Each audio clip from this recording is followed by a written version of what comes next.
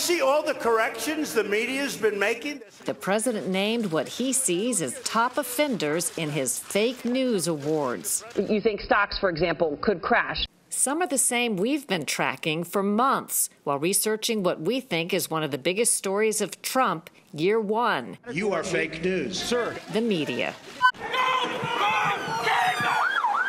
For the people of Britain, 2017 was a year of terror. This was an attack on free people everywhere. So now, a nation with already some of the strongest, most intrusive laws in the Western world when it comes to monitoring online activity is considering taking it a drastic step further. We will change the law so that people who repeatedly view terrorist content online could face up to 15 years in prison. Asia is sometimes the envy of the West in terms of education. In South Korea, part of that success is due to the after-school academies called hagwons. That high-pressure academic culture is blamed in part for a new trend. Suicide is now the leading cause of death for young Koreans. We hear it's very hard and it's a lot of pressure. It's like a must for Koreans to get through life and go to a good university. So we don't really have a choice.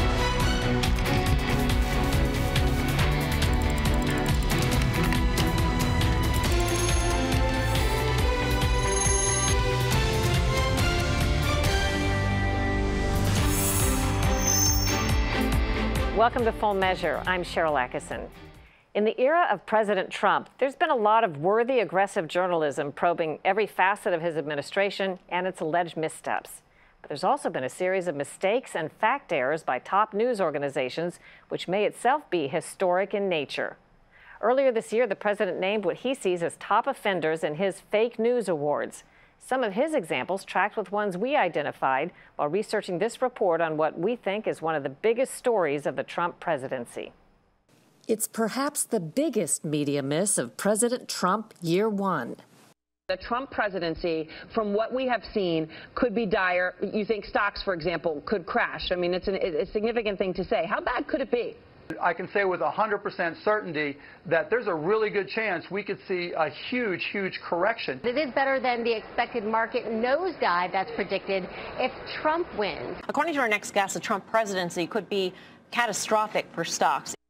CNN declared a Trump victory would be America's Brexit and shock U.S. and global markets. Politico agreed. Quite a few people predicted that in the unlikely event Donald Trump were elected president, the stock market would crash. Well, the reality is the stock market's doing great because the economy's doing great. Corporate profits are up a lot. The market's not overvalued. And if growth continues, we can expect another great year in 2018. Economist Peter Marisi says that's the real story. Instead of a Trump slump, an historic Trump bump. How could some people have been so wrong? Among them, some economists who study this sort of thing. Well, let's face it, most economists work at liberal universities or for the government, and they have a stake in the Republican Party establishment or the Democratic Party.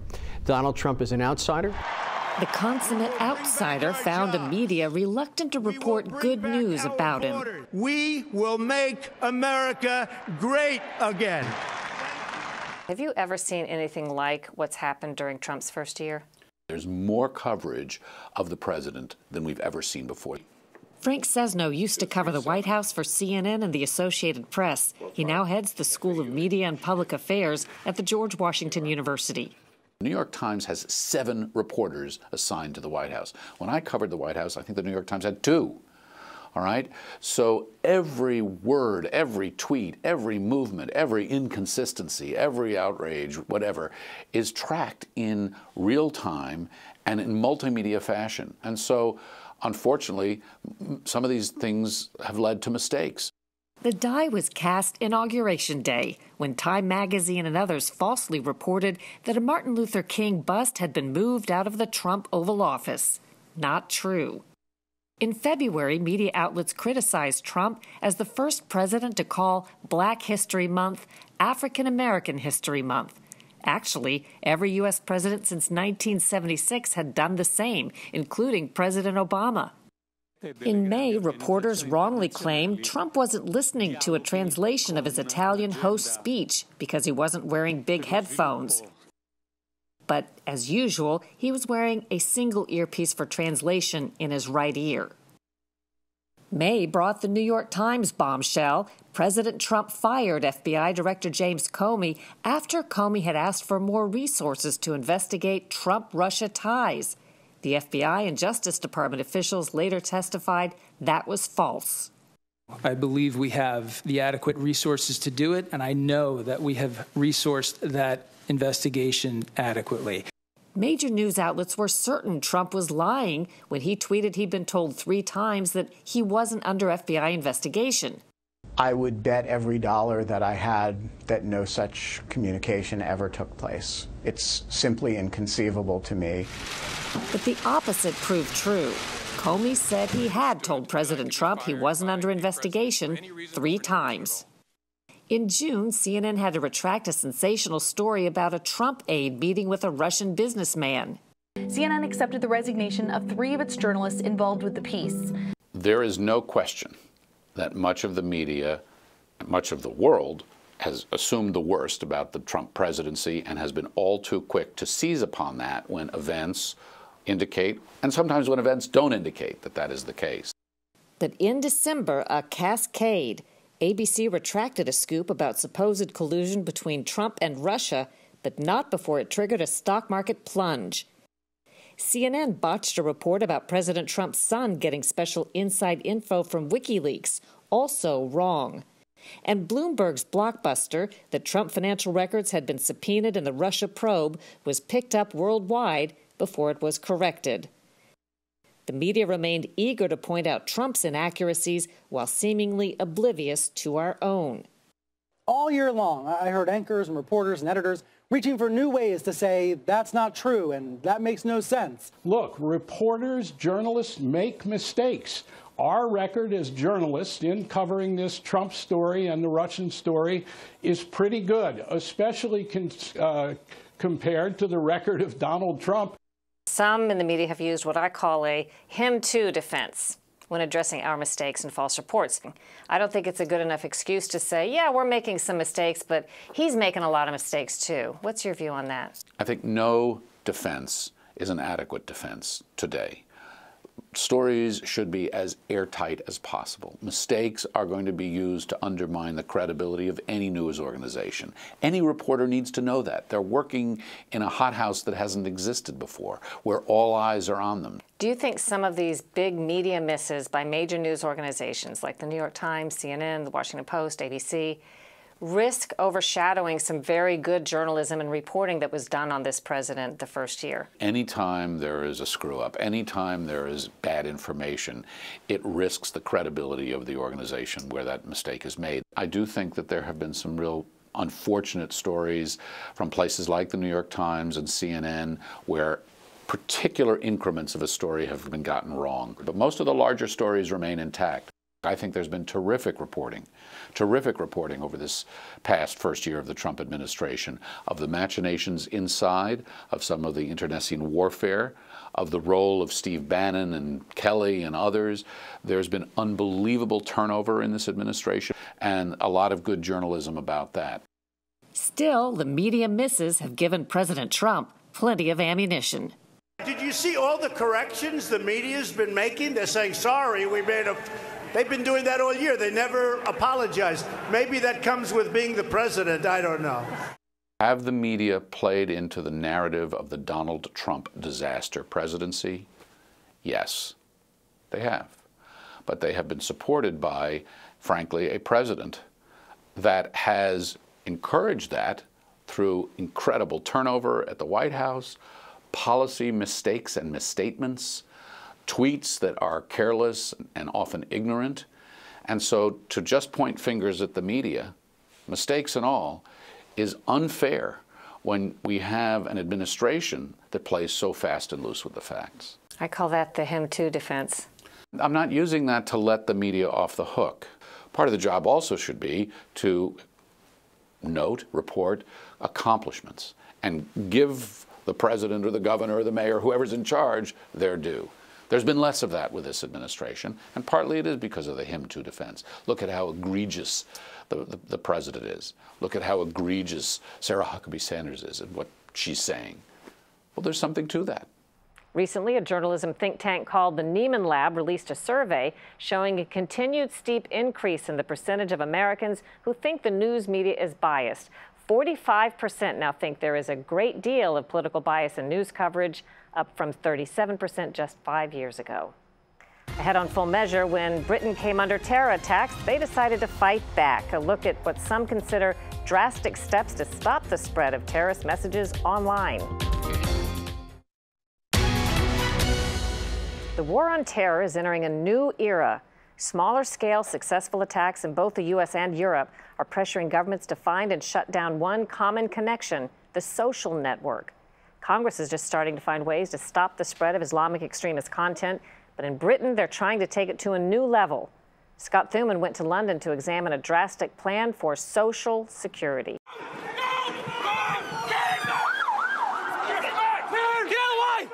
For the people of Britain, 2017 was a year of terror. A series of attacks using bombs, knives, and vehicles from Manchester to London. Get back! Get back! Get back! Get back! The Prime Minister. Mr. Speaker, this was an attack on free people everywhere. The question for the British Prime Minister Theresa May and her government, what have they been missing? Where have they failed? After every attack, there are reactions to address vulnerabilities. Like here on the Westminster Bridge, where a driver killed 4 people and injured 50. They put up these steel barricades, but almost anyone will tell you it takes more than physical barriers to win this war on terror. Hindsight is a fantastic thing, and if you look back at every terrorist attack, you will see there were opportunities to stop things. Chris Phillips is former head of the National Counter-Terrorism Security Office in the UK. When you talk about opportunities that perhaps were missed, a lot of times does that mean there were dots that could have been connected? Sometimes, whether it be internet monitoring or who they're communicating with, those could have come into play. Pretty much every terrorist attack is like that. So now, a nation with already some of the strongest, most intrusive laws in the Western world when it comes to monitoring online activity is considering taking it a drastic step further. Amber Rudd is the British minister responsible for Homeland Security. Extremists and terrorist material can still be published online, and it is then too easily accessible on some devices within seconds. We will change the law so that people who repeatedly view terrorist content online could face up to 15 years in prison. While it had been illegal to download and store such videos, this would make it a serious crime to just view extremist content multiple times, even if it's never saved. That's where we've got to get to, and I'm sure that companies can find ways of achieving that. Because once they've watched it, once they've been shown it, once they get 15 years in prison, it's too late. You know, we've caused ourselves a huge problem. We've got to be able to prevent that from happening. And I think at this moment, I don't see that the internet companies are expending enough time and energy to making sure that doesn't happen. What do you think? On the streets of London, we found a willingness to sacrifice some privacy. You know, looking around, there's probably a video camera there on every street corner in London. Look, we are the most surveilled city in the world. That's the price of being secure at the moment. So yes, the answer would be yes. I'd be prepared to give up some of my civil liberties as a result of being safer as a society. I think there's specific sites and specific documentation, videos and stuff like that that the police already know about. So if you're accessing stuff like that, then it will flag up on their system, I assume. But in terms of monitoring, it happens everywhere, doesn't it? You know, we're being watched right now on the cameras, you know. Also watching, the top social media companies, who recently boasted to lawmakers on Capitol Hill of their progress. Carlos Monge is with Twitter. We spot more than 90% of terrorist accounts before anyone else does. And we stop 75% of those accounts before they can spread any of their deplorable ideology. If someone remains very, very committed to accessing that content, there are a plethora of ways that they can find it. But Bennett Clifford of George Washington University, who monitors terror activity online, says any successes by the big companies drives terrorists to the smaller ones. They're shifting towards lesser-known services, such as Just Paste It, as well as a variety of messaging platforms that offer end-to-end encryption, such as Telegram, SureSpot, Kik, and other companies like that. Which means even with giving up privacy and waging deeper into the cyber mists of this war, there is no guarantee we'll be getting it right. Put simply, it's a game of risk, but the trouble is that if the dice falls the wrong way, then lots of people die. Now, Sharyl, those British plans for tougher online monitoring have not yet been enacted. Of course, if they tried that here in the United States, they'd probably face some pretty big privacy concerns. There is one common priority for both governments, though, and that's making sure that the big social media companies remove any extremist content much faster, perhaps within 2 hours. All right. Thanks so much, Scott. Very good. Coming up on Full Measure, when your kids complain about too much homework, tell them about these students spending up to 15 hours studying every day, 7 days a week. We report on the cram culture in South Korea. Does it help or hurt? Asia is sometimes the envy of the West in terms of education. Part of that success is due to the private tutoring industry. South Korea's after-school academies are called hagwons. They're a $17 billion a year industry, and the most popular tutors are multimillionaires. On a recent visit to the capital of Seoul, we discovered there's a social cost to the cram culture. Jong Chang is a former top education official in South Korea. He and our translators brought us to the wealthy Daechi-dong area in Gangnam-gu. It's famous. The area is nicknamed Mecca of private education for the 950 hagwons here, housed in high-rise office buildings. This is a busy district for hagwons. Yeah, this is like the biggest hagwon district in Korea, from elementary to high school.